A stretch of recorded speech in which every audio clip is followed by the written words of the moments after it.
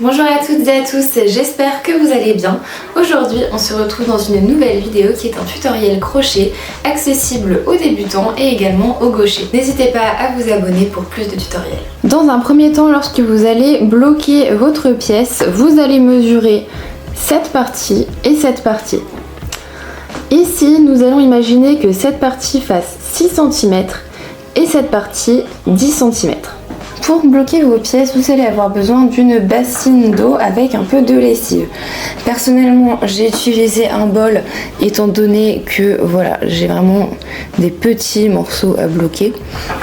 Donc je vais venir remplir mon bol d'eau avec de la lessive et je vais venir tremper mes différentes pièces dedans. Je vais bien imprégner mes pièces de lessive et d'eau. Voilà, et je vais venir les presser. Donc je ne vais pas faire de friction comme ça entre les pièces, mais je vais vraiment juste voilà, délicatement les nettoyer, les imbiber d'eau.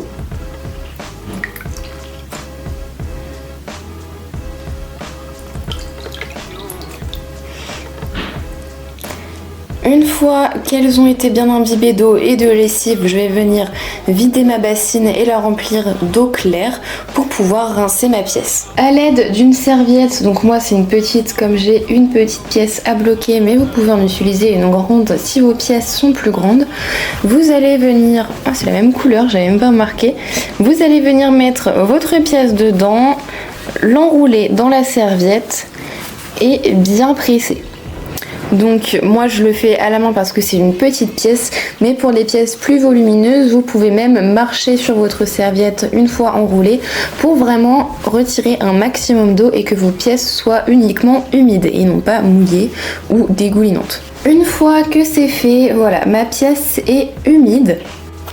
Je vais venir ensuite poser mon tapis de blocage et ma pièce sur une surface. Ici je vais utiliser des bloqueurs qui viennent de chez Knit Pro. Vous retrouverez le lien dans la description, mais vous pouvez tout à fait utiliser des épingles pour la couture par exemple. Nous avions convenu tout à l'heure que cette partie faisait 10 cm et que celle-ci en faisait 6. A l'aide de mon mètre, je vais venir mesurer ces parties et les bloquer en même temps. Je n'ai pas de mètre ruban sous la main, donc je vais utiliser une règle, mais le résultat est absolument le même. Je vais donc venir mesurer mes 6 cm ici. La laine que j'utilise ici est la laine nuage de chez Fil d'Art. Alors elle a tendance à un petit peu s'agrandir une fois le lavage fait. Donc pour cette laine, je vous conseille de crocheter plus serré qu'à votre habitude pour ne pas avoir de mésaventures. Mais tout dépend vraiment de la laine que vous allez utiliser. Bref, je vais mesurer mes 6 cm. Ici, je vais tirer un petit peu parce qu'elle n'en fait que 5,5.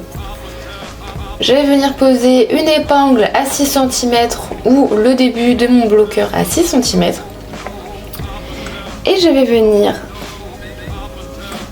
étirer ma laine jusqu'à mon 0 cm et bloquer.